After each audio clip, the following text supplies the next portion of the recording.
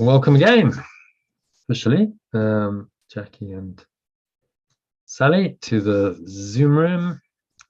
We've had our little sharing, so I think let's just dive into some practice, shall we? So I'm just going to share my screen with you.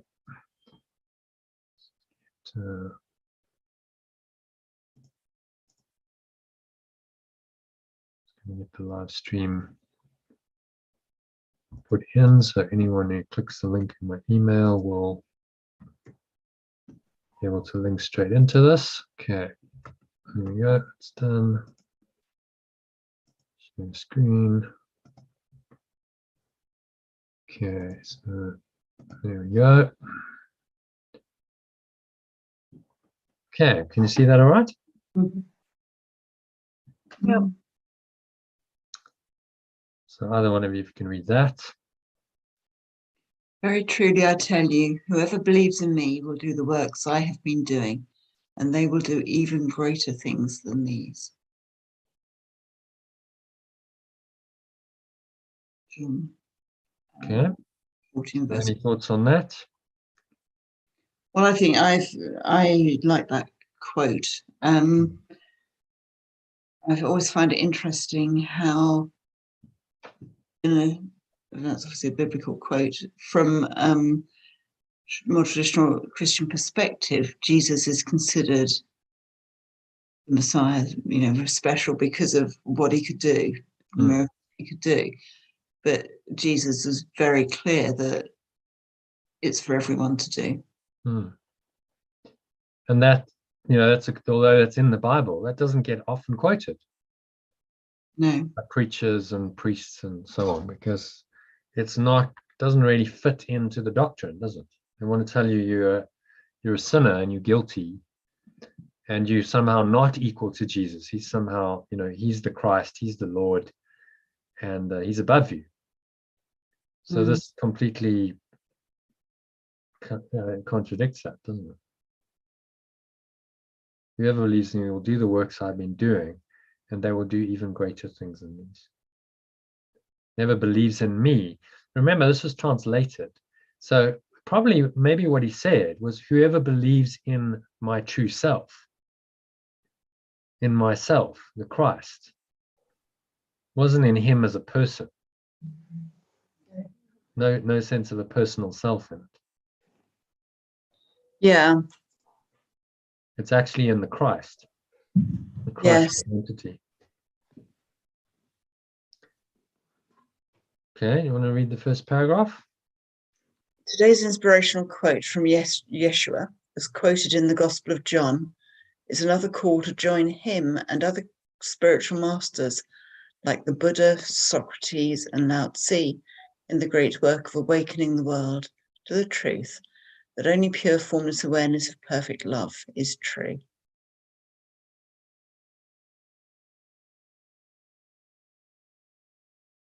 Your ego or belief in separation will tell you that thinking you are among these spiritual giants is arrogant in the extreme. Who are you to claim that you are on the same level as these masters? It may ask you, and then it will tell you that you'll never get to that level, so best you get back in your box and stop these delusions of grandeur, trying hard not to reveal its own arrogance in this belief. So this is what most people think. Oh, no, I can never be like Jesus. I can never be the Buddha. It doesn't just happen in Christianity. It happens in all the religions. People pedestalize them. Not sure if that's actually a word, but I heard Alan Watts use it. They put them on a pedestal and make them something superior to them, so that they're unattainable. It's like forever unattainable. There's Jesus, and he was so high and so mighty, and he's Lord, and I can never possibly get anywhere close to that. I'm just human. I'm just a miserable sinner, and he will save me. So you put him above you, which is, of course, not what he's telling you to do at all. He's telling you that I am one with you, you are one with me, and you shall do what I did, and even greater things. very clearly. It's recorded, and yet our egos can't accept it. It says, who do you think you are? Who do you think you are to be the Christ? Well, who did Jesus think he was to be the Christ? Who did the Buddha think he was to be the Buddha? They just came into a realization of who they were, and they dedicated their lives to living it. Yeah. And interestingly, they both had estrangement from their family as well. Yeah. The Buddha left his wife and son, which I'm sure wasn't a very popular decision in the palace. But we were like, what's this guy doing? He's the worst husband and father. And then he went off to find the truth, and he did eventually. And as a result, we have Buddhism, which has helped hundreds of millions of people, probably billions in history, to find more peace of mind, because one man went on his hero's journey. And Yeshua was estranged from his family. There's a recorded that I think there's a line. It's 2 sentences, 2 words. Jesus wept. Jesus wept, and he wept because he was sad at the seeming estrangement. His family didn't quite understand what he was doing. Like you just Yeshua. Like, what are you doing? Like, miracles and preaching and all that, come back and just be Yeshua and be a carpenter and fit into the family life. And going completely outside of it like he did wasn't, they didn't understand it, and they thought it was, well, he shouldn't have been doing it. But imagine if he hadn't done it. I mean, the world would be much the poorer. We wouldn't have this great example of a spiritual master, someone who's actually attained that state, who's lived it so purely, and now can teach us how to do it ourselves. Okay, so where are we? Do not listen to these lies of the ego. But do not listen to the lies of the ego, because every one of these masters said that you have access to the same power to work miracles through love as they did. Never believe the ego when it tells you that you are unworthy of greatness, which is not greatness in the ego's interpretation of the word, i.e. what Jeshua calls grandiosity in A Course in Miracles, designed to puff up the ego's self-importance and compensate for its underlying feeling of unworthiness. This was the task all the great spiritual teachers like Yeshua, Siddhartha, Socrates, and Lao Tzu dedicated themselves to, that made them great. And there's nothing stopping you dedicating yourself to this same task and claiming your rightful place among the ministers of God, or phrased another way, the teachers of love, today and every day. Yeah, any thoughts on that? Well, it brings to mind that Marianne Williamson quote, about not playing small. Who are you not to be? My deepest fear, yeah. Rest. Yeah, it's not adequate. Yeah. I'll bring it up for you if you want. Oh, don't worry, I know it. I've seen it. Okay. Lost it.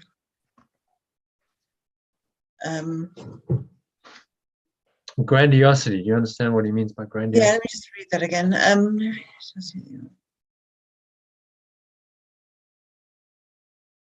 Yes, okay. So yes, grandiosity has pomposity attached, doesn't it? In a way. Yeah, puffing up. When we say someone's got a big ego, like, I mean, you got to love him. Donald Trump is a great example of that. Big ego, because it's all the grandiosity, all the puffing up, all the pretending to be something. That's what we call grandiosity. Yeah. Littleness is being a victim. And he says, well, actually, littleness and grandiosity are 2 sides of the same coin. It's all ego. Sometimes you can play the game of grandiosity, and then others you play the game of littleness, but all of that is designed to keep you away from your true self. Yeah. because both are delusions. You know, you are what you are. You're not better than anyone else, and you're not inferior to anyone else. You're equal to everyone. That's the whole point. Everyone's the same. So any movement of your mind that says, no, I'm superior or I'm inferior to anyone else is egoic and must be seen as such. Whereas, you know, the call to be a spiritual teacher of love, there's no grandiosity in it. It's just you're called upon to teach this truth that you know to be true, in as genuine and sincere way as you possibly can, which will help people in the dream world to awaken from it. And there's no greater purpose. So we should all be doing it. The fact that we've only got, you know, these shining examples in history, a few people in history, it just shows how, you know, how asleep humanity's been for so centuries, thousands of years. There's only a few people who could say, right, they really stood out. The rest were dominated by the ego. But maybe that's changing now. A lot more people can access this now, because the knowledge, what was once, I mean, these were way outliers. Someone like the Buddha, way outlier in society. Yeshua, just it's spiritual genius. He was so far ahead of anyone else. Well, now that's not the case. You can be a Course in Miracles student, and okay, you do stand out a bit. You know, it's not the norm, but there are quite a lot of people like you who believe the same thing. So it's no longer like, okay, there's this one person who has access to the truth, and everyone's delusional. More and more people are opening to this great truth and living their lives in that way, which is amazing to be in this time. You know, this is a time of awakening for humanity. I think there's a better time to have come.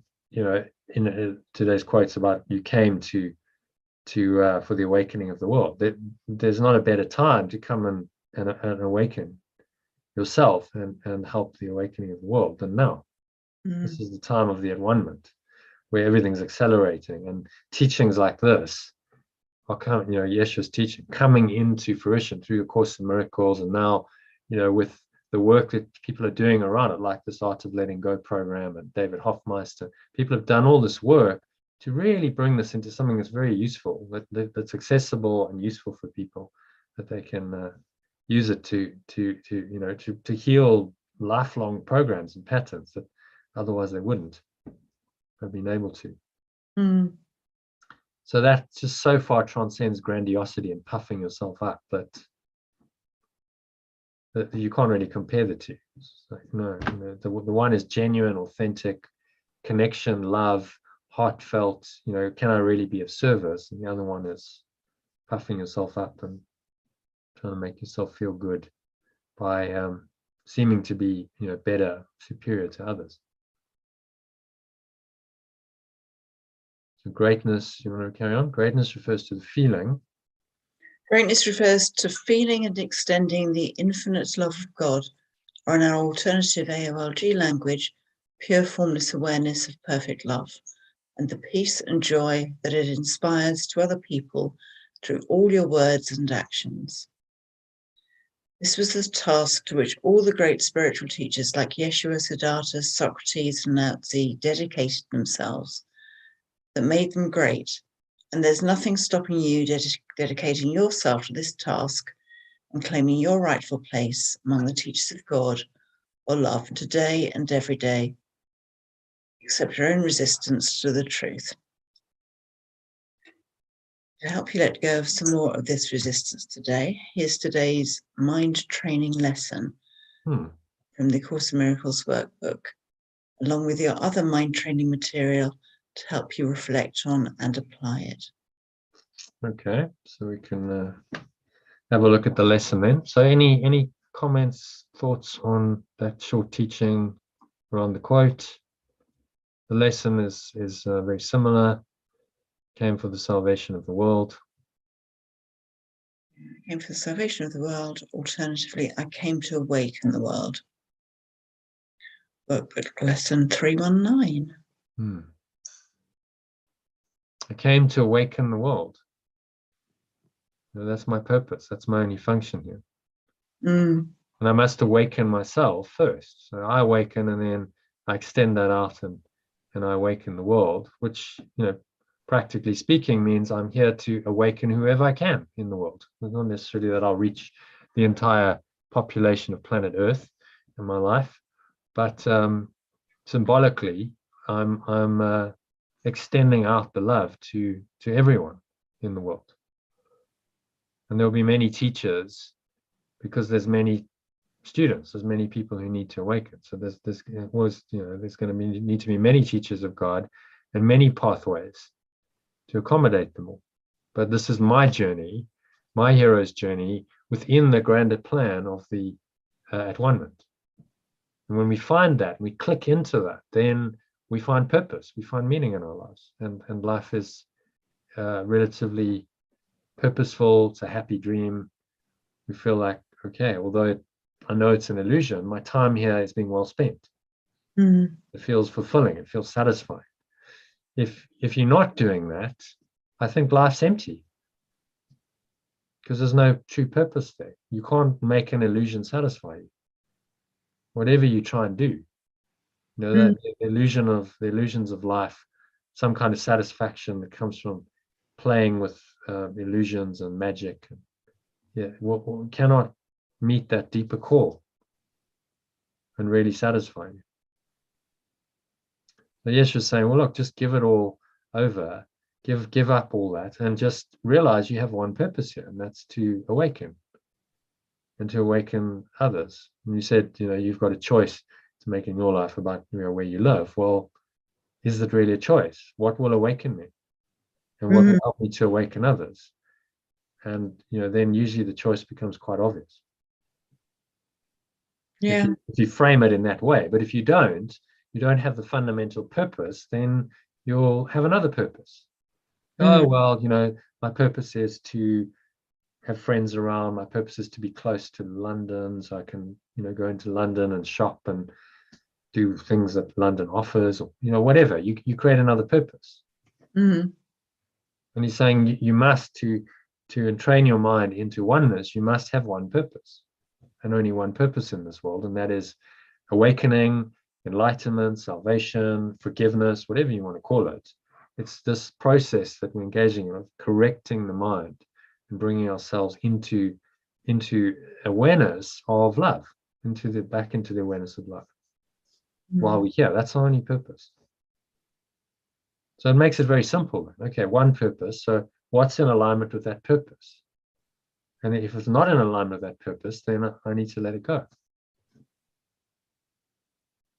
Simple decision mechanism, which really just cuts through all of the ego's complexity and chaos and everything it's trying to do to confuse you. It just says, no, just choose one way or another, and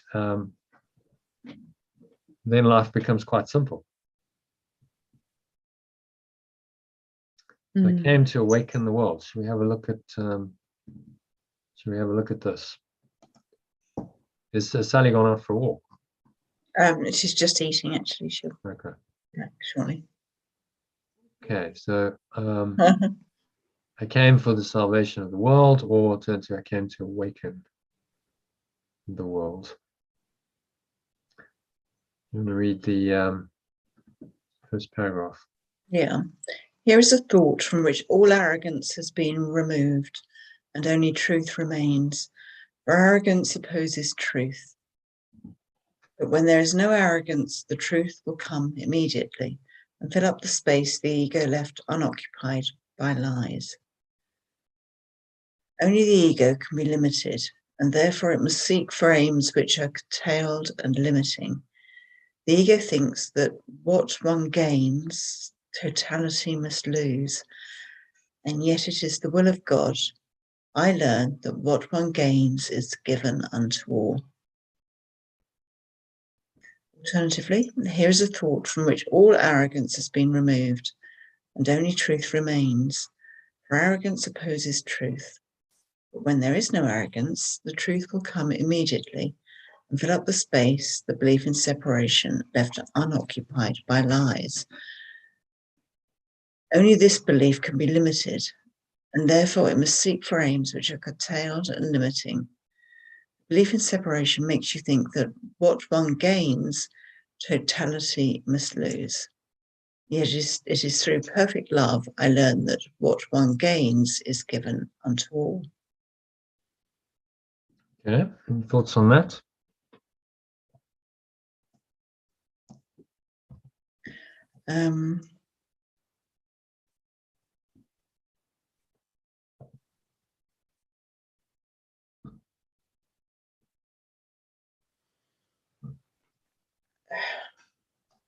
Well, basically, the belief in separation is a lie, and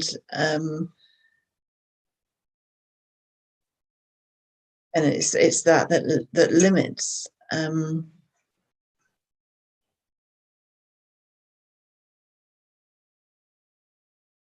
This idea, the ego's belief is that one wins, the other loses.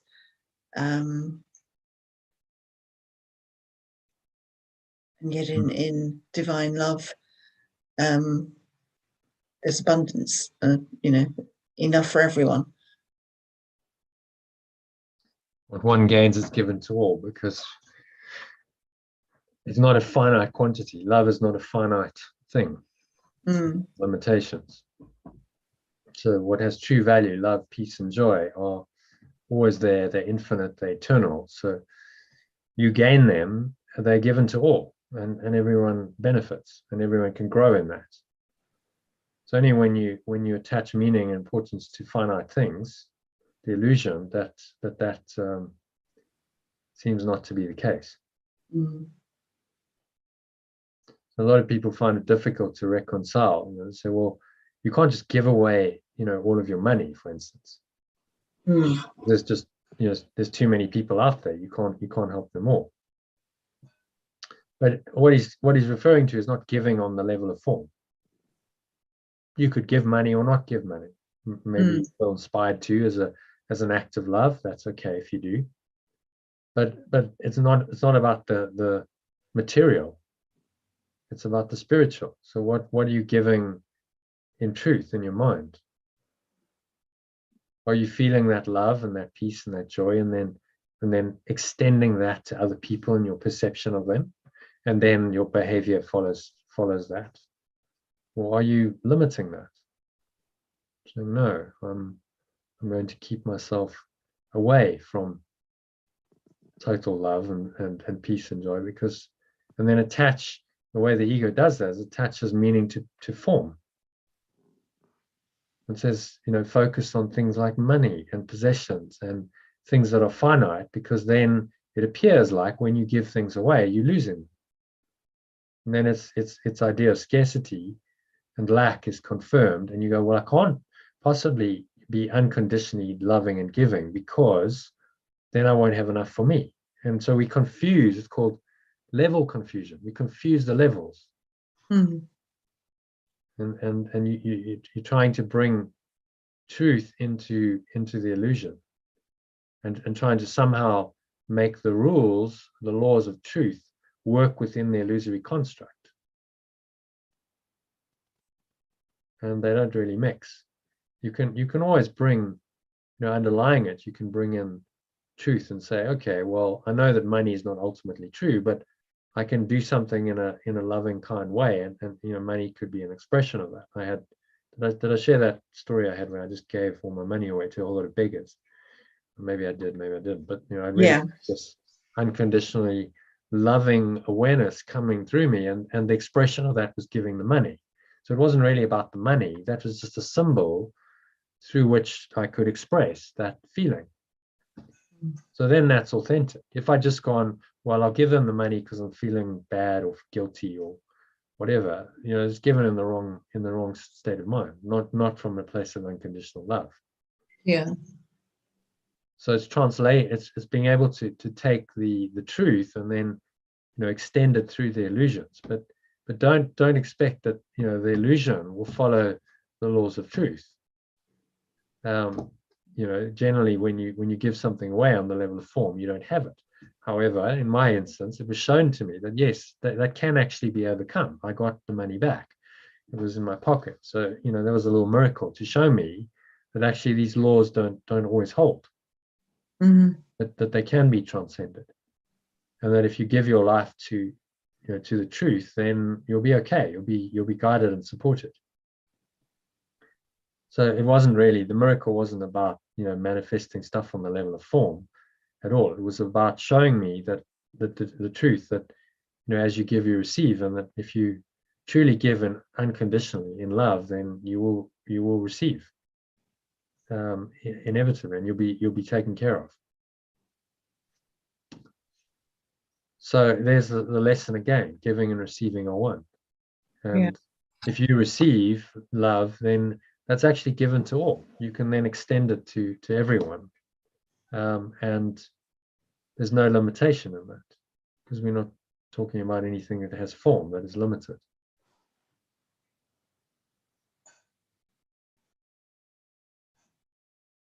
Okay, any other thoughts on that? Arrogance opposes truth.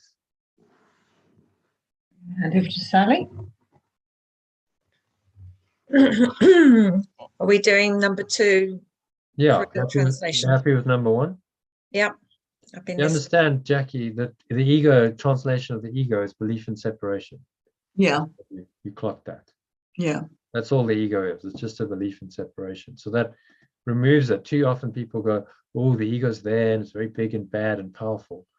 If you strip that away and just say, well, what is it? It's a belief in separation, and all of its forms that it takes is, that has many forms. That's the ego's thought system. But so you're saying that all the subconscious beliefs essentially come down to belief in separation. Yeah. Right. If it's egoic, you can track it back and you can see that underpinning that belief, idea, thought, emotion is the idea of separation at the core of it. Yeah. Which is why the ego is the belief in separation, but then plays itself out in a multitude of ways. Because it's separated. So it's like the mind's gone all over the place, and there's all this separation now seemingly going on, projected out by the mind. And the belief seems to be true because of that. We fragmented our mind and ourselves, and then we create a fragmented world as a projection of that. But all it is the belief. One tiny mad belief in what's not true, which then confuses us until we have a clear teaching like this that says, no, just one tiny mad idea, just a belief in separation. See everything for what it is. Everything in form, everything in this world, everything you experience as a human being on the level of form results from the belief in separation. So it's the ego's world. But now you realize that you've just done a reinterpretation. You don't have to be enslaved by that belief anymore. Okay, so there it is, but I don't really believe in it anymore. I don't buy into it as much as I used to, and ultimately not at all. Which then allows me to free myself. You say only this belief can be limited. So when you let go of the belief in separation, then what comes into the space, that's an interesting point. Truth will come immediately and fill up the space, the belief in separation left unoccupied by lies.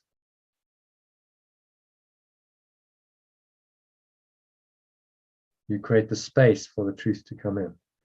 Only this belief can be limited, therefore must seek for aims which are curtailed and limiting. And one limited belief is that what one gains, totality must lose.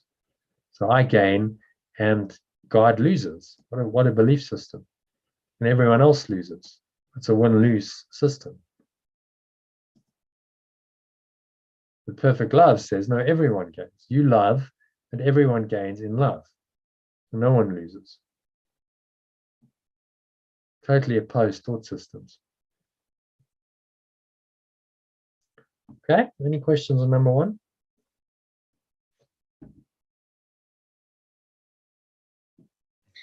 Number 2? So what I just heard was ego is a lie. Somebody said to me today that I was lying. And yeah, so it's ego, isn't it? That's what he was projecting onto me. Yeah. Okay. Yeah, interesting. Okay, number 2. Father, your will is total, and the goal which stems from it shares its totality. What aim but the salvation of the world could you have given me? And what but this could be the will myself has shared with you? Alternatively, my source, your awareness is total, and the goal which stems from it shares its totality. What aim but the awakening of the world could you have given me? And what except this could be the awareness of myself, awareness myself has shared with you? I'll just read that again. My source. Translated will into awareness. That's the key translation there. Okay, yeah. My source, your awareness is total. Yeah. Goal, that's fine. The goal which stems from it shares its totality. What aim but the awakening of the world could you have given me? And what except this could be the awareness myself has shared with you? It's that last bit. And what except this could be the awareness myself has shared with you? The awareness of awakening. Yeah. Okay. Yeah, because we're already awake. Yeah. So the will myself has shared with you. Well, the will is really just the awareness. Myself has shared with you. So myself, my true self, my Christ self, has this awareness that comes from source. So it's shared with the source.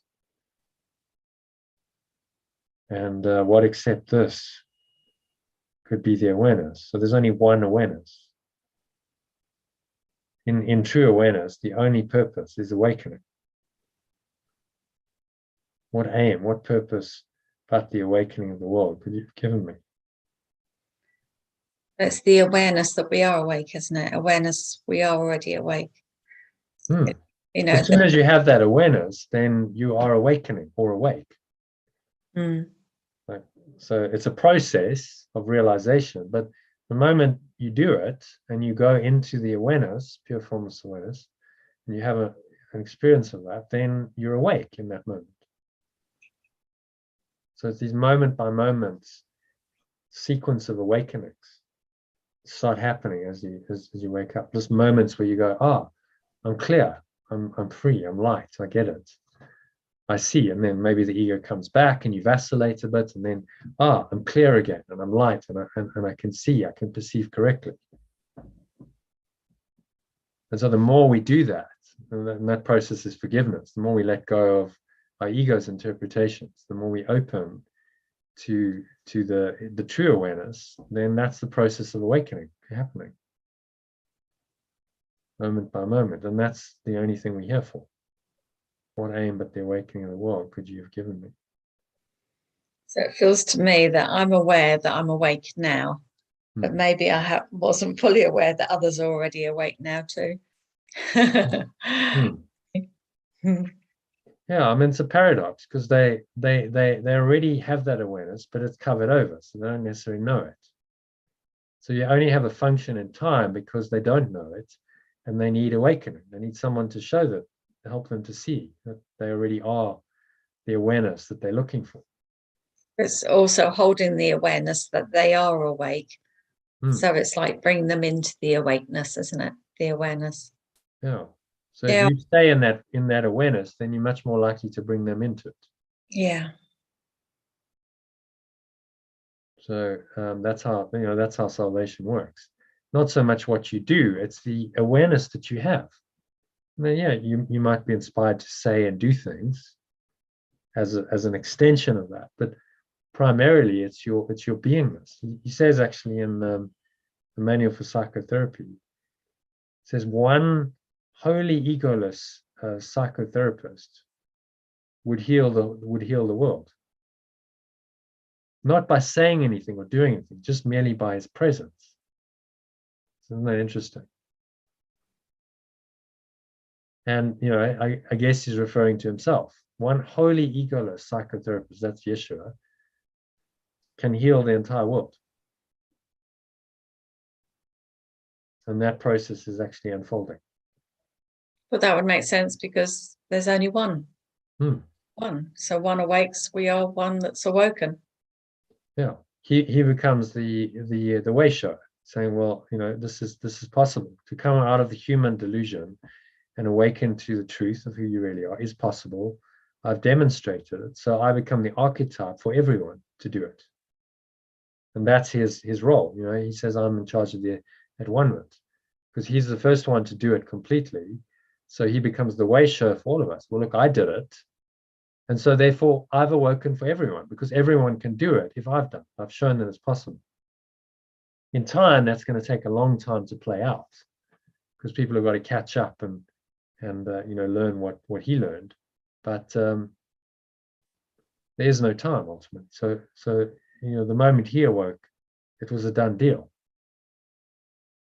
And it was actually a done deal before he awoke, because it was a done deal that someone would awaken eventually in time and space. Someone would fully understand, let go of the ego, become wholly egoless.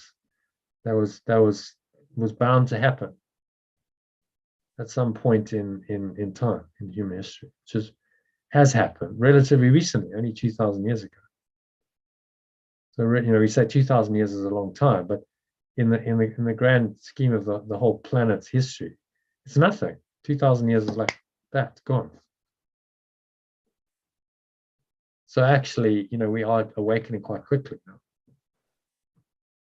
Just seems to take a long time from a human perspective. Okay, any thoughts on?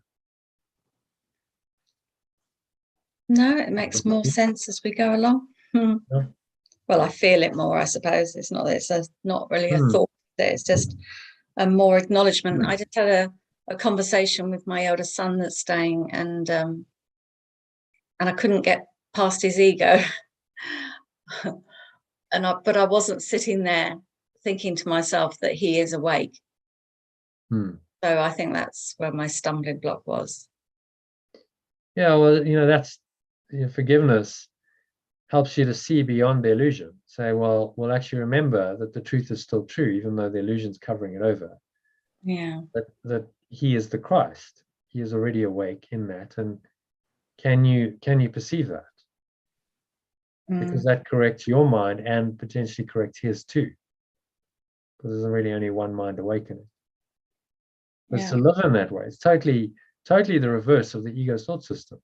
You've been trained to perceive this as real and then react and judge to it. And now he's saying, no, just let it all go. Not just some of it, all of it. Every last false belief, every attachment to form in any way, shape, or form. So that plays out for you. Let it all go. So when I was having that conversation today with my son, I was feeling unconditional love for him. Is that not the same as oneness? All right, I didn't have the thought that he was already awake. But being in unconditional love during the conversation, surely that's the same. What did it feel like? Because we're talking about feeling. Felt extremely loving. It just felt very complete, as though we were sitting in the pub at the time. And it felt like the whole pub was filled with this peaceful, expansive, unconditional love feeling. So that I didn't. It felt good. It felt like that was love. So saying, well, I am, we share the same awareness, or we are one as the Christ. That can be a helpful pointer. Some people, you could use that. But if you can drop into the feeling and just experience that, that's the experience itself. You're experiencing unconditional love. So I could have been thinking he was awake, but the feeling is the important. Okay. Yeah. You can go, oh no, he's awake already, and that's an idea, a concept. Yeah. Then you're like, okay, but I'm not really feeling that. So he's awake already, okay, but I'm not feeling the love. It's just an idea in my mind. which is a true idea, so it could be helpful in awakening you, possibly him. Maybe something unfolds from that. You maybe start feeling more than you would have, possibly. Maybe have a conversation about it. But it's actually about feeling into those words, letting them take you into a state of mind, being. I think it's good to remind myself that he's not work in progress, that he's already awake. But yeah, just that unconditional love is the answer, isn't it? To feel it, if you can feel that in any relationship, then you have it. You've connected with the very essence of the loving awareness that is that person and you. And it's not just an intellectual understanding. It's really knowing it. And it's to move from the intellect, which can go, oh, that's nice, oneness, and you can get quite excited about these ideas, but it's all still intellectual, not a deep feeling. So like you feel into it and you really feel that, that's transformational, massively so. Because then you're actually feeling it and experiencing it. As he says, universal theology is impossible, but a universal experience is not only possible but necessary.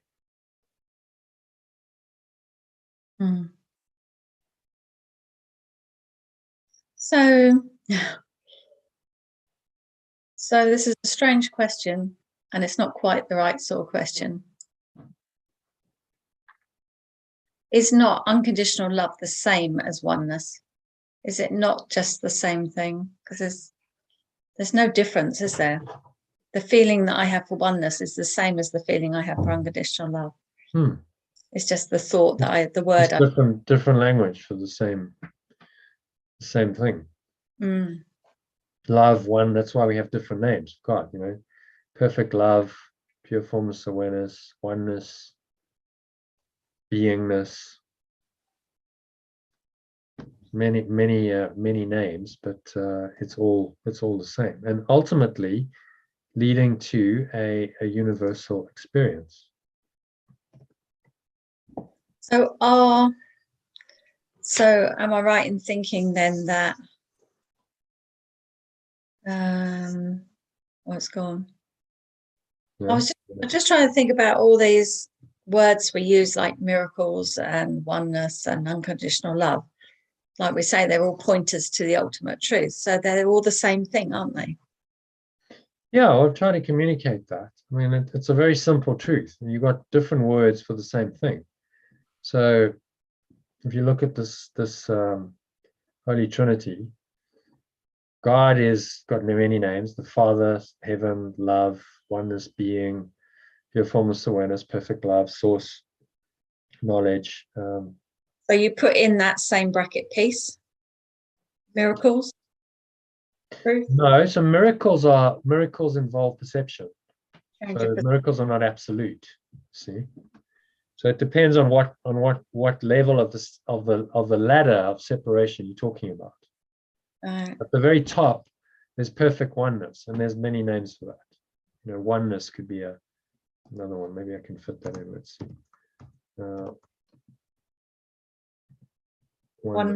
Oneness is at the top, second row down. Oh, I've already got it. Yeah.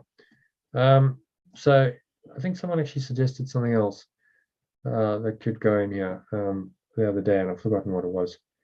There's many names for it, but it's the perfection. What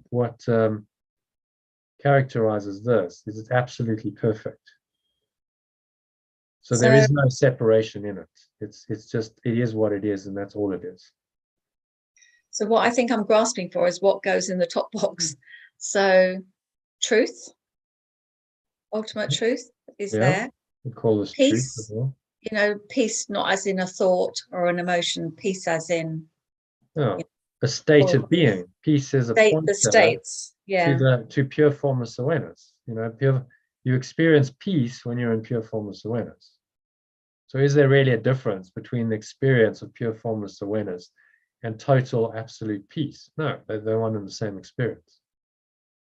So it's a universal experience that this is leading to, as he says.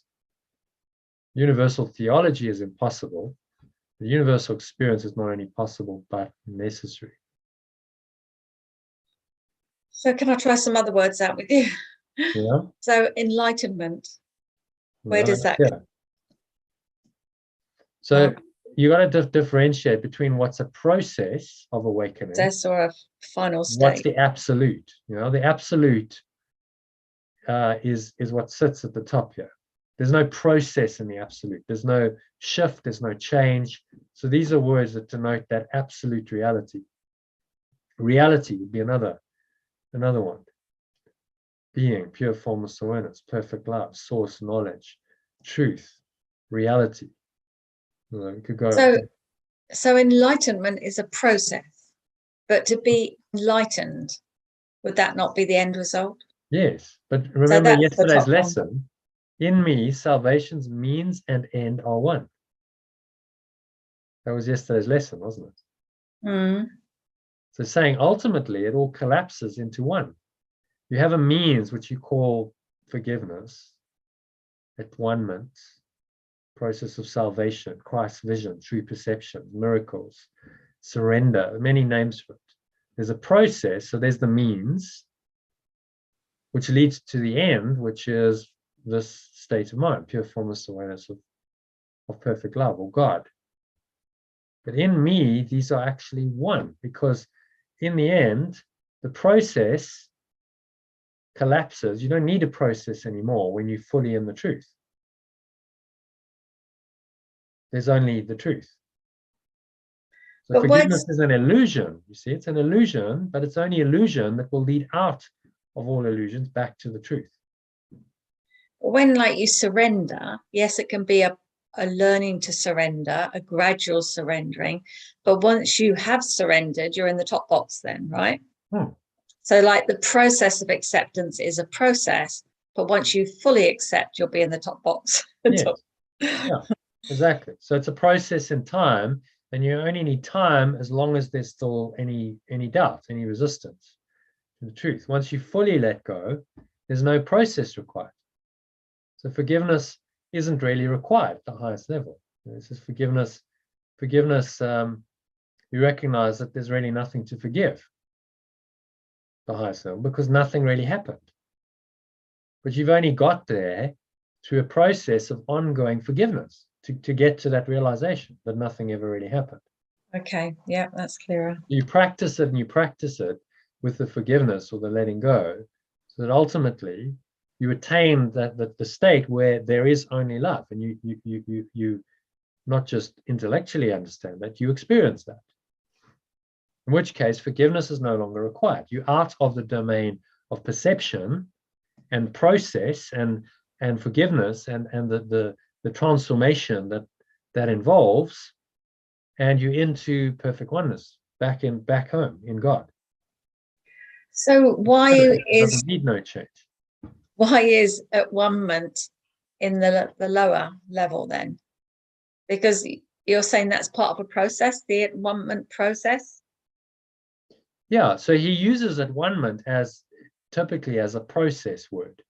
But at-one-ment is also denoting the final end. Because when you're at the end, you're at one. So you are in a state of at-one-ment with your source.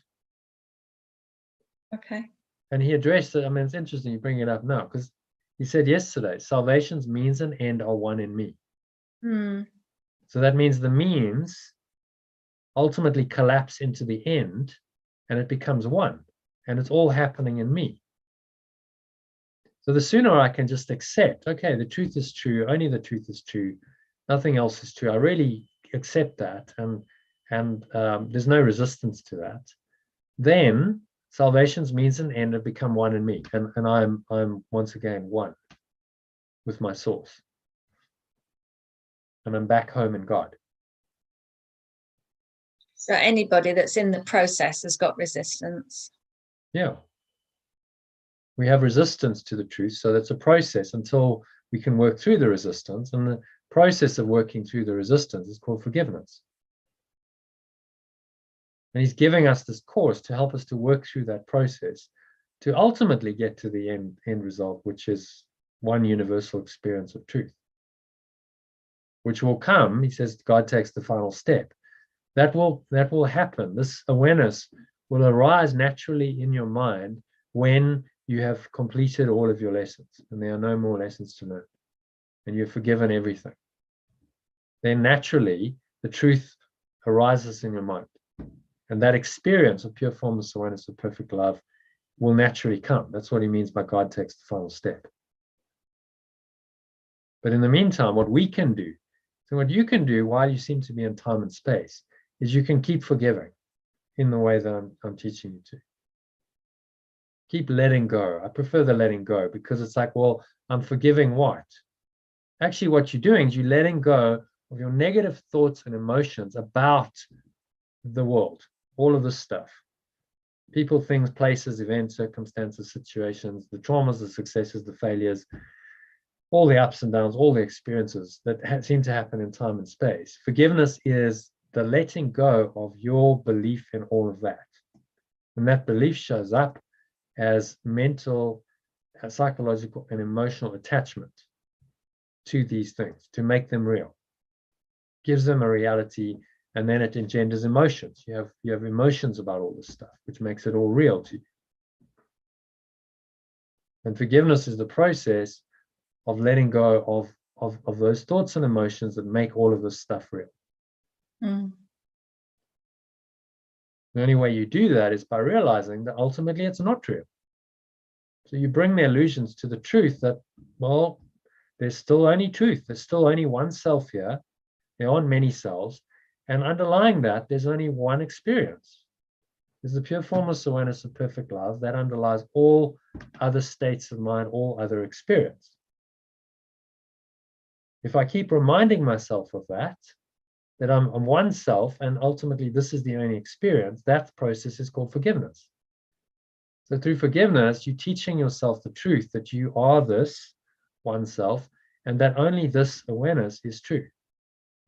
Systematically and progressively, until eventually you know it to be true, and forgiveness is not required anymore because you just know it.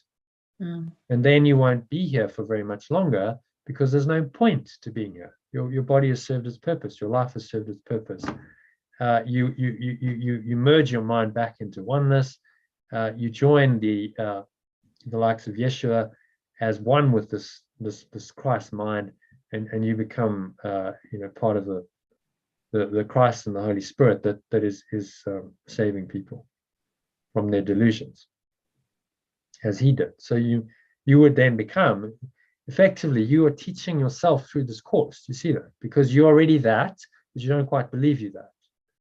So what's teaching you is your own true self, that in time you will come to accept as you. But right now, there's still a resistance. So it's like your future self reaching through time to you now to teach you what you are, so that time gap between now and that future time when you fully accept it collapses, and there is no time there. There's no need for time. Mm. And so the whole thing collapses into one now experience, which is eternity. And time is not required anymore. So that's where we're going with all of this. And there's many ways to look at it, but you start to see whichever way you look at it, there's a truth there, isn't it? It kind of makes sense. There's a logic to it that stacks up no matter which way you look at it. And so Yeshua gives us many angles on it in the course, and then I'm giving you other angles. It's like, okay, look at it this way, look at it that way, look at it that way. It's like facets of a diamond, and you look at it and you go, it makes sense. Actually, there's only one diamond there, really.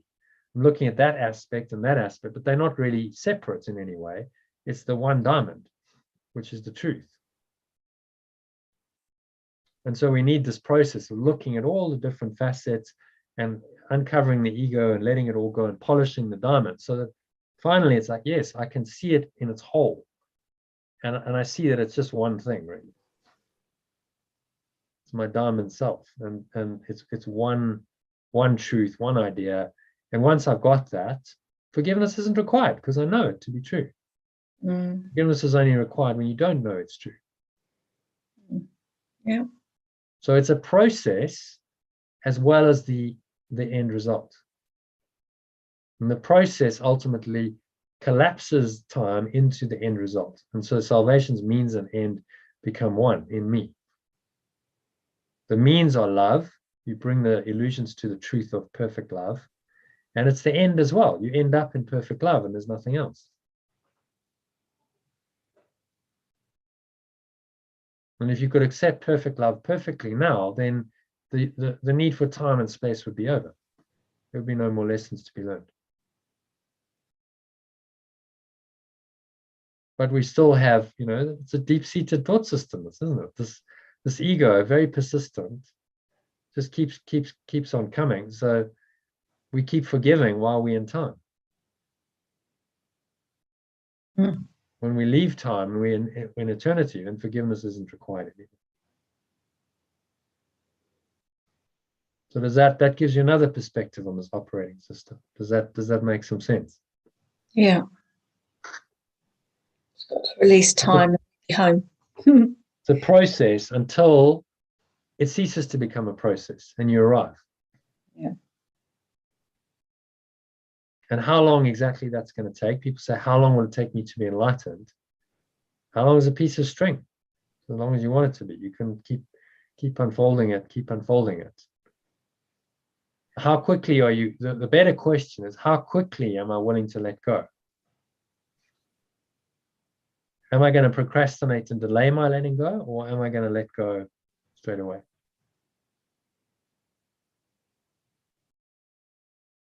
Yeah, that's a profound question, isn't it? How long do I want to delay? That's really the question, because it brings it back to you and your choice. How much do I want enlightenment? Well, how quickly are you willing to let go? Do you want to hold on to your grievance for a few minutes, a few hours, days, weeks? Or are you willing to let it go now and just shortcut the process? So it's asking the right questions as well. Instead of how long is it going to take me to be enlightened, ask yourself, how willing am I to let go? Because that brings it back to your decision.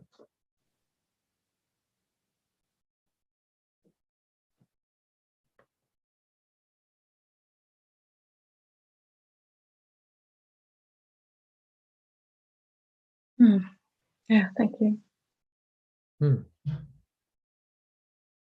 Only a pleasure. So would you like to do a meditation on this? Yeah. All right. So Okay. let's do a meditation. So making yourself comfortable, sitting comfortably in your favorite meditation posture, feet shoulder width apart, back straight, cup your hands in your lap. Close your eyes.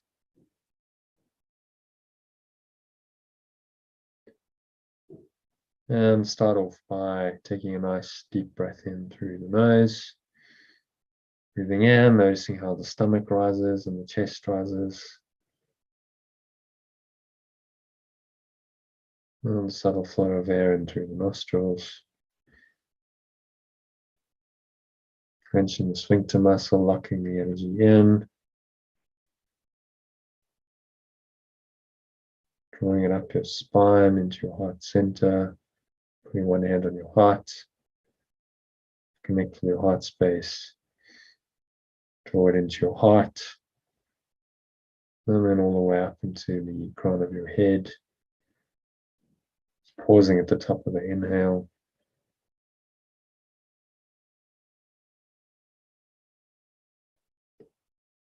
Smile.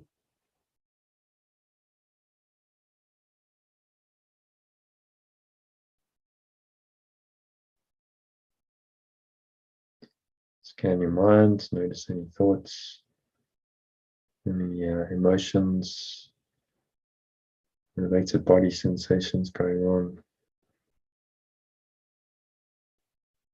Particularly anything that feels negative, limiting, contracted, constricting in any way, shape, or form.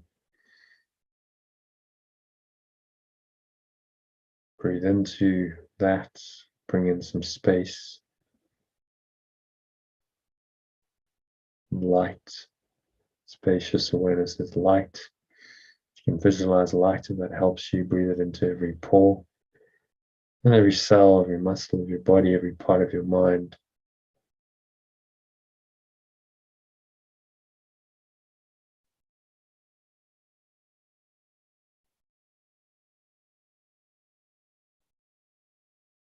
So observe all these thoughts, emotions, sensations. Observe any contraction that's happening there. Breathe into it. Remind yourself of today's lesson. That I came for the salvation of the world, or I came to awaken the world. And that involves awakening myself. Awakening happens through letting go. So here is a thought, says Yeshua, from which all arrogance has been removed and only truth remains. Arrogance opposes truth. But when there is no arrogance, the truth will come immediately and fill up the space, the belief in separation left unoccupied by lies. Only this belief can be limited, and therefore must seek for aims which are curtailed and limiting.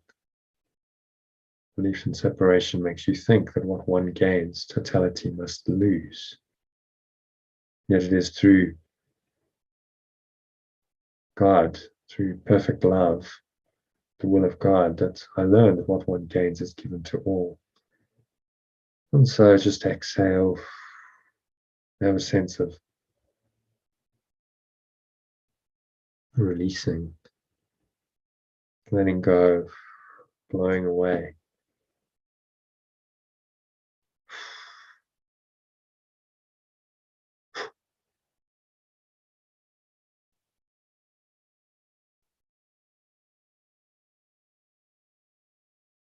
Everything with the breeze of your breath into the nothingness that it really is. Going, gone.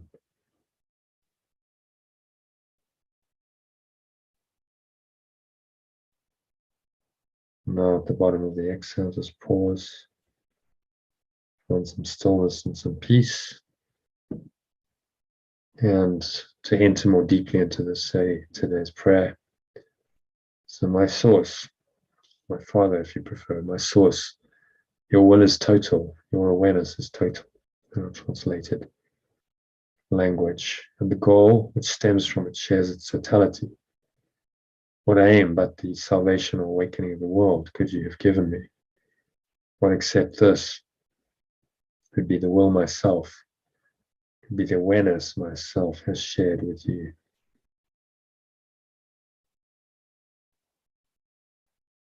So then just rest in this loving awareness.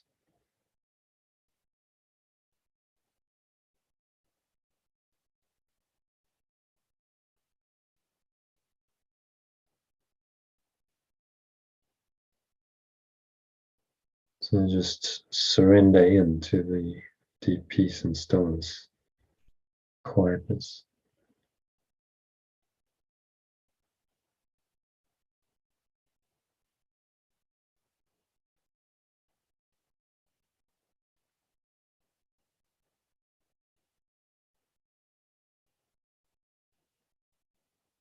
There's nowhere else to go, and there's really nothing else to do. Just breathe in and out through the nose.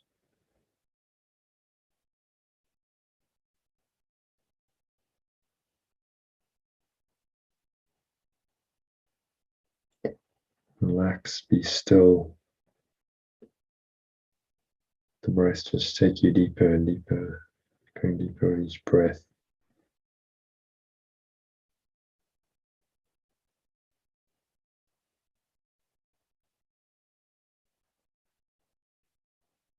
So nowhere else to go, nothing else to do, nothing else to think about.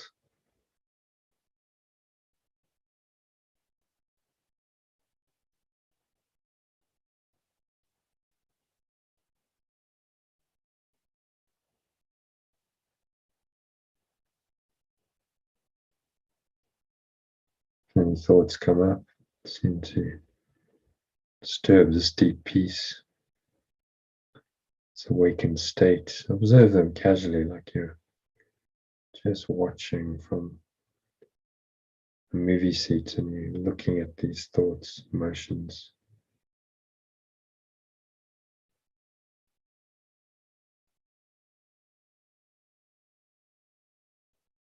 And then you just, if you're willing to let it all go, if you notice anything that's out of accord with love, not a nice feeling,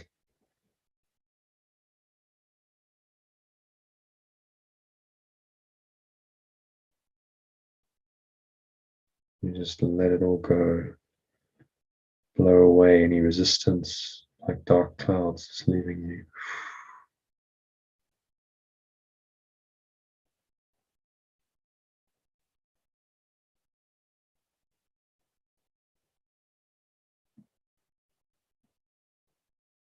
Let it all go, blow it all away with the breeze of your breath, and just sink inwards to deep peace and stillness.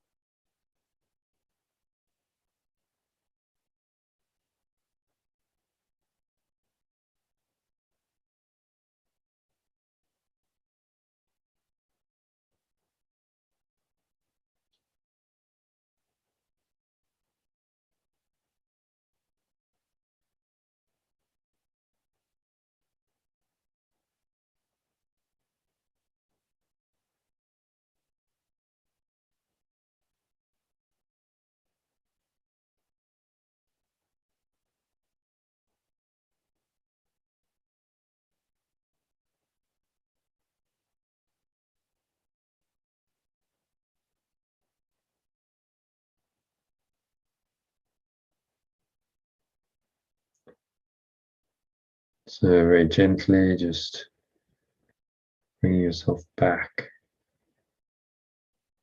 to an awareness of the breath and the body, and via those sensory perceptions to the world or the form, but in a very calm, peaceful way. So jump back into same state of mind, perceiving differences.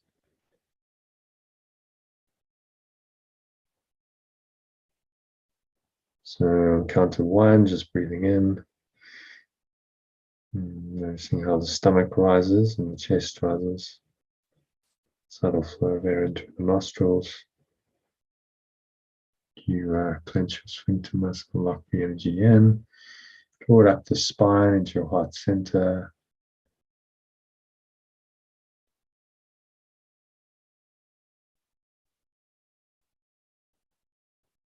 So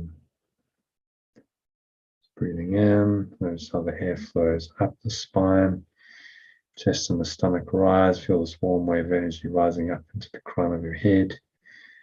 Pausing at the top of the inhale, smile.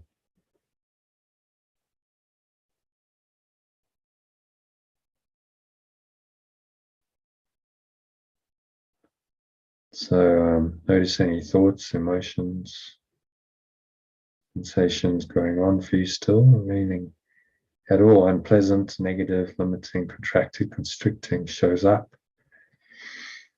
Breathe into it and remind yourself that I came to awaken the world, which means I came to awaken myself as well. So all people in this situation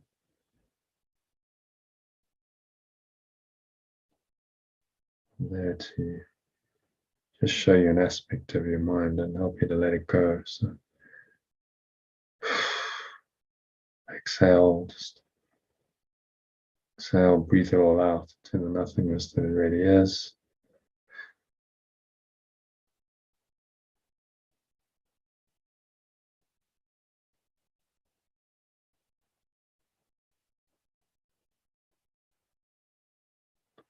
So you blow it all away, the breeze of your breath. The nothingness it really is. Notice how the air flows out, chest and the stomach suck back in. Let your energy rest the lower stomach and your groin briefly.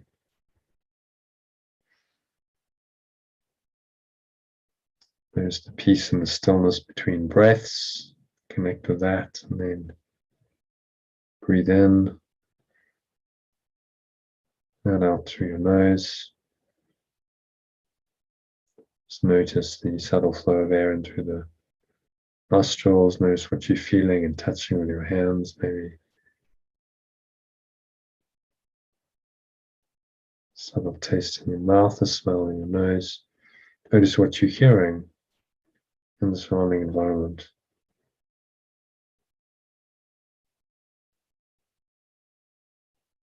So you notice all these things in this pure objective space.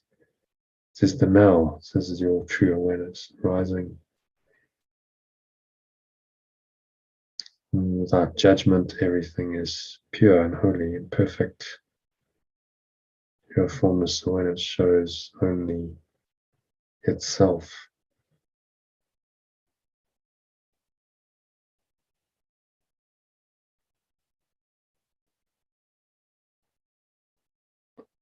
So, notice what you're hearing without any judgment. Bring your mind back into full sense perceptions. Count to 3, open your eyes. And just look around. Notice that you can look at the world non-judgmentally. So it doesn't matter what you perceive. It's out there, you can just look upon it and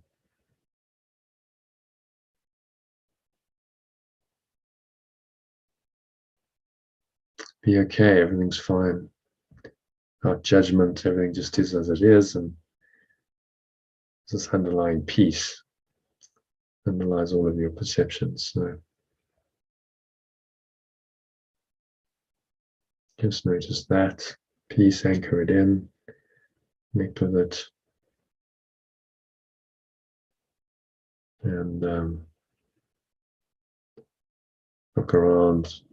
A few objects, notice that peace is there and it's there. Everything's the same. Underlying peace is the same. That peace is appointed to your true awareness. So if you stay rooted in peace, then you stay in true awareness. As I said, so it's done. And that's what I wish for you for the rest of the evening. Stay in your true awareness. And to help you do that, you can practice today's workbook lesson again using the short breath break recording I sent you, or follow the instructions in the document, in the Telegram message, in the email. These instructions, and if you're online, you can see on the screen. Just to practice in under a minute, practice this. So I wish you good practicing and a very peaceful and awakened evening.